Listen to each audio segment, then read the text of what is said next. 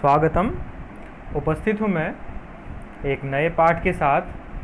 पाठ का नाम है संसार सागरस्य नायकाः। अष्टमः पाठः। यह 8वां पाठ है, कक्षा 8वीं का। पुस्तक का नाम है रुचिरा। इस पाठ में, जैसा कि पाठ का नाम है संसार सागरस्य नायकाः, इस पाठ में संसार सागर के नायक, उनके बारे में बात की गई है। यहाँ पे संसार सागर का मतलब है तालाब, और नायक उसके हीरो या उसके नायक। प्रस्तुत पाठ अनुपम मिश्र की कृति आज भी खड़े हैं तालाब के संसार सागर के नायक नामक अध्याय से लिया गया है। इसमें विलुप्त होते जा रहे पारंपरिक ज्ञान, कौशल एवं शिल्प के धनी गजधर के संबंध में चर्चा की गई है। पानी के लिए मानव निर्मित तालाब, बावड़ी जैसे निर्माणों को लेखक ने यहाँ संसार सागर के रूप में चित्रित किया है। पाठ का नाम है संसार सागरस्य नायकाः। संसार सागरस्य, संसार सागर के नायक। संसार सागर यहाँ बताया, तालाब और बावड़ी, इनको ही संसार सागर कहा गया है। संसार के सागर। आइए इस पाठ को देखते हैं और इसके अर्थ को समझते हैं। आरंभ होता है यहाँ से कि आसन ते अज्ञात नामानः। के आसन कौन थे, ते वे, अज्ञात नामानः अज्ञात नाम वाले। वे लोग कौन थे जो अज्ञात नाम वाले हैं, जिनके नामों को कोई नहीं जानता है। ये प्रश्नवाचक के साथ पाठ का प्रारंभ होता है। यहाँ पर सबसे पहले आपके लिए एक प्रश्न छोड़ दिया गया है कि वे अज्ञात नाम वाले लोग कौन थे। जिज्ञासा उठती है कि कौन थे और किसके बारे में बात की जा रही है। आगे पढ़ना प्रारंभ करते हैं, देखते हैं। शतशः सहस्रशः तडागाः सहसैव शून्यात् न प्रकटीभूताः। शतशः सैकड़ों, शतशः सहस्रशः हजारों, तडागाः तालाब या बावड़ी, सहसैव अचानक से, शून्यात शून्य से, न प्रकटीभूता नहीं प्रकट हुए। ऐसा नहीं था कि सैकड़ों और हजारों तालाब अचानक से प्रकट हो गए। तालाब बिल्कुल नहीं थे, एकदम तालाबों की संख्या शून्य थी, लेकिन अचानक से सैकड़ों और हजारों तालाब प्रकट हो गए, जैसे किसी ने जादू किया हो। लेकिन ऐसा नहीं है। इमे एव तडागाः अत्र संसार सागराः इति। ये तालाब ही यहाँ पर संसार सागर हैं। यानी जो संसार सागर नाम का पाठ है, इस पाठ में संसार सागर का मतलब ये तालाब ही हैं, ये बावड़ी ही है, ये तडागाः यहाँ पर संसार सागर के रूप में वर्णित हैं। एतेषाम् आयोजनस्य नेपथ्ये निर्मापयितॄणाम् एकैकं निर्मातॄणां च दशकम् आसीत्। एतेषाम् आयोजनस्य नेपथ्ये, इसके आयोजन के पीछे, एतेषाम् इसके या इनके, इन तालाबों के, आयोजनस्य आयोजन के, इन तालाबों को बनवाने के पीछे, नेपथ्ये पीछे, निर्मापयितॄणाम् एकैकं निर्मातॄणां च दशकम् आसीत्। निर्मापयितॄणाम् बनाने वाले, एक एक, निर्मातॄणाम् बनाने वाले, च दशकम् आसीत् 10-10 थे। जैसे किसी एक आदमी, कोई एक आदमी बनवा रहा है तो 10 लोग तालाब को बना रहे हैं। बनवाने का मतलब जो बनवा रहा है, यानी कि जो रुपया, पैसा, धन इत्यादि खर्च करके तालाब बनवाने का काम करता है, और बनाने के लिए जो श्रमिक और जो कारीगर हैं, वे, उन्हें कहा गया निर्मातृणाम। तो बनाने वाले 10 लोग और बनाने वाले, बनवाने वाले एक एक, ऐसे थे। ऐसे ही एतत् एकैकं दशकं च आहत्य शतकं सहस्रं वा रचयतः स्म। यही एक एक और 10-10 को मिला करके सैकड़ों हजारों मिल करके बनाए थे। यानी कि जगह जगह जो तालाब बनाए जा रहे थे, एक आदमी बनवा रहा था, 10 लोग मिलकर बना रहे थे, ऐसे ही देश में जगह जगह बन रहे थे। तो ऐसे एक एक करके सैकड़ों और ये 10-10 करके हजारों लोग तालाब बनवा और बना रहे थे। एक एकम दशकम च आहत्य, एक एक और 10-10 को आहत्य मिलाकर शतकम सहस्रम व रचयत स्म, सैकड़ों और हजारों लोग बना रहे थे। परम किंतु विगतेषु 200 वर्षेषु नूतन पद्धत्याः समाजेन यत् किंचित पठितम, परम विगतेषु किंतु बीते हुए 200 वर्षेषु 200 वर्षों में नूतन पद्धत्याः नवीन पद्धति से समाजेन समाज के द्वारा यत् किंचित पठितम जो कुछ पढ़ा गया, पठितेन पढ़ने से, तेन समाजेन उस समाज के द्वारा, एक एकम दशकम सहस्रं च इत्येतानि शून्ये एव परिवर्तितानि, पढ़ने से समाज के द्वारा एक एक और 10-10 और सैकड़ों इन सबको शून्य में बदल दिया गया। कहने का तात्पर्य यह है कि 200 सालों में नवीन पद्धति से, नई टेक्नोलॉजी से, नए सिस्टम से समाज ने जो कुछ पढ़ा, उससे समाज ने क्या किया कि ये जो एक एक 10-10 या सैकड़ों हजारों तालाब जो थे उन्हें शून्य कर दिया। यानी कि अब समाज को इन तालाबों के बारे में जानने की कोई इच्छा नहीं है, क्योंकि उन तालाबों से उनका कोई सरोकार नहीं है, कोई लेना देना नहीं है। आज की नए समाज में सबके घर तक वाटर सप्लाई पहुंचती है, तो उसे तालाब से और बावड़ी से कोई मतलब ही नहीं है। जब उसके लिए मतलब नहीं है तो उसकी उपयोगिता ख़त्म हो गई, तो उसके लिए वह शून्य के समान है। चाहे तालाब हो या ना हो, उन्हें उससे कोई मतलब नहीं है। तो आज के समाज ने उन तालाबों को शून्य कर दिया, यानी कि उन तालाबों को शून्य मान लिया, उनके लिए उस तालाब का कोई महत्व नहीं है। अस्य नूतन समाजस्य मनसि इयमपि जिज्ञासा नैव उद्भूता यद् अस्मात् पूर्वम् एतावतः तडागान् के रचयन्ति। आगे बताया जा रहा है इसमें कि शून्य तो उन्होंने मान ही लिया, उन तालाबों को शून्य कर दिया, उन्हें उनके उससे कोई मतलब ही नहीं है। उनके लिए तालाब रहें या ना रहें बिल्कुल नगण्य है, कोई उनका मतलब ही नहीं है उनके लिए।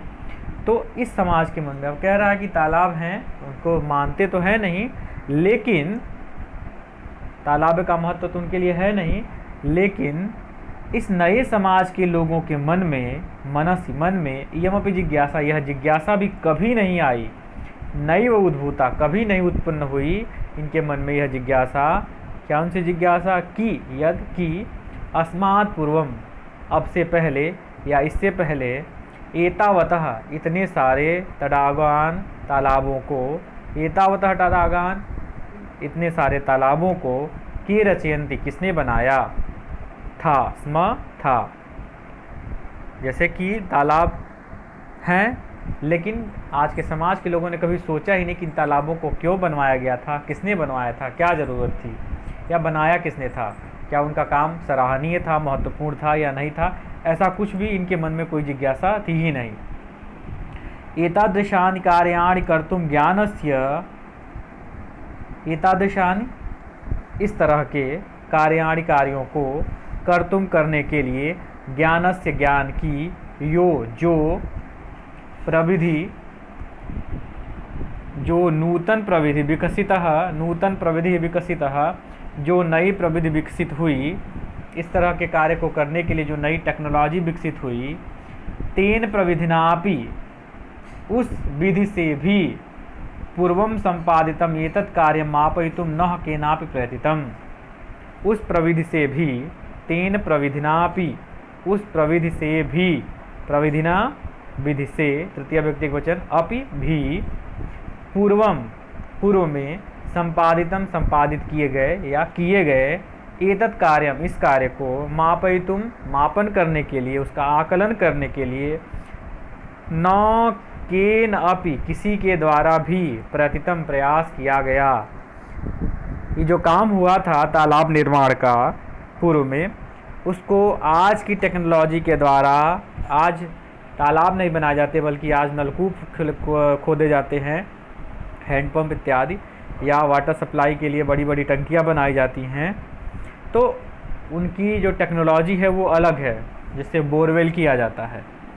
लेकिन तब जो है तालाब जैसे खोदे जाते थे, उनकी टेक्नोलॉजी अलग थी। तो आज इस टेक्नोलॉजी के द्वारा भी किसी ने कभी यह प्रयास नहीं किया, यह आकलन करने का प्रयास नहीं किया कि कैसे इन तालाबों को बनाया गया था, या कौन सी प्रविधि का इस्तेमाल किया गया था, कौन सी टेक्नोलॉजी के द्वारा इसे बनाया गया था। अद्य आज ये अज्ञात नामनः वर्तन्ते पुरा ते बहु प्रथिता आसन्। अद्य आज ये अज्ञात नामानः वर्तन्ते, अज्ञात नाम वाले हो गए हैं। आज जो अज्ञात नाम वाले हो गए हैं, जो गुमनाम हो गए हैं, जिन्हें कोई नहीं जानता है, पुरा ते बहु प्रथिता आसन्, पहले वो बहुत प्रसिद्ध थे। अशेषे ही देशे तडागाः निर्मीयन्ते स्म। अशेषे ही देशे, संपूर्णे देशे, पूरे देश में, तडागाः तालाब, निर्मीयन्ते स्म, बनाते थे। निर्मातारोपि अशेषे देशे निवसन्ति स्म। निर्मातारः अपि, निर्मातारोपि, निर्मातारः अपि, निर्माण करवाने वाले, अशेषे देशे, संपूर्ण देश में, निवसन्ति, रहते थे। बता रहा है कि आज जो अज्ञात नाम वाले हो गए हैं, ये जो तालाब बनाने वाले लोग थे या हैं, ये आज गुमनाम हैं, इन्हें कोई नहीं जानता, लेकिन पहले ये बहुत ही प्रसिद्ध थे, इन्हें लोग जानते थे। बहु प्रथिता आसन्, बहुत प्रसिद्ध थे ये लोग, पूरे देश में ये लोग रहते थे, पूरे देश में ये लोग पाए जाते थे जो तालाब बनाने का काम करते थे। आगे बता रहा है कि इन्हें कैसे जाना जाता था। गजधरः इति सुंदरः शब्दः तडाग निर्मातॄणां सादर स्मरणार्थम। गजधरः, गजधर, यह शब्द, गजधरः इति सुंदर शब्दः, गजधर यह सुंदर शब्द, तडाग निर्मातॄणां, तालाब बनाने वालों के लिए, सादरणम, सादरम स्मरणार्थम, आदरपूर्वक स्मरण करने के लिए है। गजधर शब्द उन तालाब बनाने वालों को, तालाब बनाने वालों के लिए आदर के साथ स्मरण करने के लिए यह शब्द है, यानी कि आदर के साथ उन तालाब बनाने वालों को गजधर कहकर बुलाया जाता था। तो आज भी यह उनके स्मरण करने के लिए गजधर शब्द प्रयुक्त होता है। राजस्थानस्य, राजस्थान के केषुचित् भागेषु, कुछ भागों में, राजस्थानस्य केषुचित् भागेषु, राजस्थान के कुछ भागों में, शब्दोऽयं, यह शब्द, कौन सा शब्द, गजधरः, शब्दोऽयं अद्यापि प्रचलितः, आज भी प्रचलित है। राजस्थान के कुछ भागों में गजधर शब्द आज भी प्रचलित है। कह गजधरः, कौन गजधर, यह गज परिमाणं धारयति सह गजधरः, जो गज परिमाण को धारण करता है वह गजधर। गज परिमाण क्या होता है, आगे बताया जा रहा है। गज परिमाणम एवं मापन कार्ये उपयुज्यते।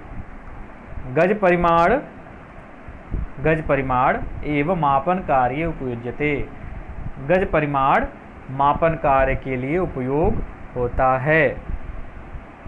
गज परिमाणम एवं मापन कार्य उपयुज्यते, गज परिमाण मापन के कार्य में उपयोग होता है। हम जब किसी चीज़ की लंबाई नापते हैं तो कहते हैं 1 गज लंबा है, 2 गज लंबा है, 10 गज की दूरी, 20 गज की दूरी।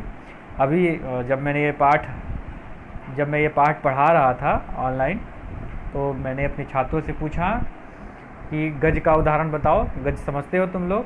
तो मेरी एक छात्रा ने जवाब दिया कि हाँ, आजकल कहा जा रहा है कि 2 गज की दूरी रखें। ये कोरोना काल में हर व्यक्ति के बीच 2 गज की दूरी होनी चाहिए, 2 गज की दूरी आप रखें। अब आप भी समझ गए होंगे गज क्या होता है। गज लंबाई नापने का एक मापक होता है, पैमाना होता है। समाजे त्रिहस्त परिमाणात्मिकी लौहयष्टिं हस्ते गृहीत्वा चलन्तः गजधराः इदानीं शिल्पीरूपेण नैव समादृताः सन्ति। समाजे, समाज में, त्रिहस्त, 3 हाथ, परिमाणात्मकी, परिमाण वाली, परिमाण यानी कि उसका उतना लंबाई या चौड़ाई जो भी कहें, उतनी दूरी, त्रिहस्त परिमाणात्मकी, 3 हाथ की, लौह यष्टिम लोहे की छड़ी, यानी 3 हाथ लंबी लोहे की छड़ी, यष्टि माने छड़ी, लौह माने लोहे की, हस्ते गृहीत्वा हाथ में ग्रहण करके, हाथ में ले करके, चलंतः गजधराः इदानीं शिल्पी रूपेण नैव समादृताः सन्ति।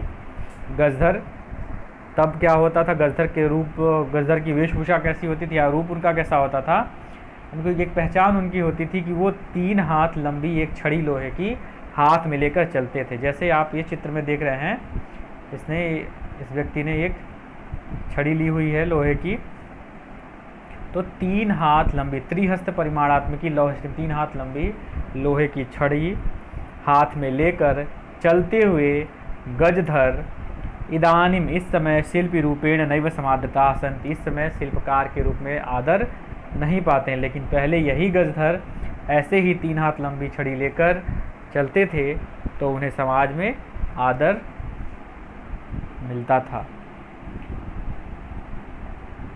गजधरः यह समाजस्य गांभीर्यं मापयेत् इत्यस्मिन् रूपे परिचितः। गजधरः, गजधर कौन है, यह समाजस्य गांभीर्यं मापयेत्, गजधर जो समाज की गंभीरता को मापते हैं, समाज की गंभीरता का आकलन करते, समाज की गहराई का आकलन करते हैं, इत्यस्मिन् रूपे परिचितः, इस रूप में परिचित थे। जब तालाब बनाए जाते थे, जब तालाबों की उपयोगिता थी, तो लोग गजधर को इस रूप में जानते थे कि वो समाज की गंभीरता को मापते हैं। गजधराः वास्तुकाराः आसन, गजधर लोग कौन थे, वास्तुकार थे, जो का निर्माण का काम होता है, जैसे भवन बनाना, नलकूप, क्या कहते हैं, कुएं बनवाना, नहर बनाना या तालाब बनाना, ये सब काम जो लोग करते हैं उन्हें वास्तुकार कहते हैं। जैसे आज के समय में उन्हें आर्किटेक्ट कहा जाता है। गजधराः वास्तुकाराः आसन, गजधर वास्तुकार थे। कामम या कार्यम ग्रामीण समाजो भवतु नागर समाजो वा तस्य नवनिर्माणस्य सुरक्षा प्रबंधनस्य च दायित्वं गजधराः निभालयन्ति स्म। काम चाहे ग्रामीण समाज का हो या नगर समाज का हो, यानी कि काम या तो गांव में हो या नगर में हो, उसके पूरे निर्माण की, नवनिर्माणस्य उस पूरे नए निर्माण की, सुरक्षा प्रबंधनस्य च और सुरक्षा प्रबंधन की, दायित्वम दायित्व, सुरक्षा प्रबंधन का दायित्व और उस नए निर्माण का दायित्व गजधर ही निभाते थे। यानी गजधर की ही पूरी जिम्मेदारी होती थी। जो गजधर लोग होते थे, गजधराह, गजधर लोग जो होते थे, वो ही इसका पूरा जिम्मेदारी उठाते थे, उसकी पूरा दायित्व उन्हीं का होता था। नगर नियोजनात् लघु निर्माण पर्यंतम सर्वाणि कार्याणि एतेष्वेव आर्धितानि सन्ति। चाहे एक पूरे नगर का निर्माण करना हो या एक छोटे से निर्माण करना, एक छोटा सा निर्माण करना हो, नगर नियोजनात्, नगर का नियोजन से लेकर, यानी नगर बनाने के काम से लेकर, यानी कि नगर नियोजन का मतलब बहुत बड़ा काम कोई हो रहा हो, तो बहुत बड़े काम से लेकर लघु निर्माण पर बिल्कुल छोटे से काम तक का, सर्वाणि कार्याणि, सभी कार्यों की जिम्मेदारी, एतेषु एव आधृतानि आसन, इन्हीं लोगों पर आधृत थी, इन्हीं लोगों के ऊपर उसकी जिम्मेदारी थी, इन्हीं लोगों के ऊपर उनका दायित्व उस कार्य का था, गजधर लोगों पर। ते योजनाम प्रस्तुवन्ति स्म, ये लोग योजना बनाते थे। कौन? गजधर लोग। भावी व्ययम आकलयन्ति स्म, होने वाले खर्चे को आकलन करते थे कि कितना खर्चा आ सकता है, कितना धन लग सकता है। भावी व्ययम, होने वाला व्यय, भावी माने होने वाला, व्यय माने व्यय। आकलयन्ति, आकलन करते थे। स्म लगा देने से क्रिया भूतकाल की हो जाती है। आकलयन्ति, आकलन करते स्म थे। उपकरण भाराण संगृह्णन्ति स्म, उपकरणों का भार ये संभालते थे, यानी उपकरण को इकट्ठा करते थे। जो उपकरण चाहिए होते थे तालाब की खुदाई के लिए या जो भी ये निर्माण कर रहे थे उसके लिए जो भी उपकरण चाहिए होते थे, ये सारे उपकरण का इंतजाम भी ये खुद ही करते थे। प्रतिदाने, कार्य जब समाप्त हो जाता था तब प्रतिदाने ते न तद याचन्ते स्म यद दातुम तेषाम स्वामिनः असमर्थाः भयूयुः। प्रतिदाने माने बदले में, कार्य करने के बदले में, जो इनका मजदूरी कहें या मेहनताना कहें या उसके बदले में जो धन चाहिए होता है, प्रतिदाने कार्य के बदले में जो धन चाहिए होता है, वे न तद याचनते, इतना न मांगते थे, यद जिसको दातुम देने में तेसाम स्वामिना समर्था, उसका स्वामी असमर्थ हो। यानी कि जिसने काम करवाया है वह स्वामी जितना दे सकता है उसी के हिसाब से ये उससे धन मांगते थे, उसी के हिसाब से ये प्रतिदान मांगते थे। इतना नहीं मांगते थे कि जो उसने काम करवाया है वह दे न सके। असमर्था भयुयु, देने में असमर्थ हो उतना ये मांगते ही नहीं थे। कार्य समाप्त हो, कार्य की समाप्ति पर वेतनान अतिरिच्य, वेतन के अतिरिक्त, यानी कि जो इनका कार्य करने के बदले में जो धन होता है, वेतन हो गया, इनकी जो तनख्वाह, इनकी सैलरी, उसके अतिरिक्त लोग उन्हें उनकी सैलरी तो देते ही थे, उसके बाद भी क्या देते थे, सम्मानम अभी प्रदीयते स्म, गजधरेभ्य, गजधर लोगों को या गजधर लोगों के लिए सम्मानम अपि, सम्मान भी प्रदान करते थे। यानी इन्हें बहुत ही सम्मानित किया जाता था, ये बड़े सम्मान के पात्र होते थे, इन्हें सम्मान के दृष्टिकोण से देखा जाता था। अगली लाइन में कहा जा रहा है इनके लिए, नमः एतादृशेभ्यः शिल्पिभ्यः, एतादृशेभ्यः इस तरह के, शिल्पिभ्यः शिल्पकारों के लिए, नमः नमस्कार है, ऐसे शिल्पकारों को नमस्कार है। ये पाठ पूर्ण हुआ। अगली वीडियो में इसके अभ्यास कार्य के साथ उपस्थित होंगे। धन्यवाद।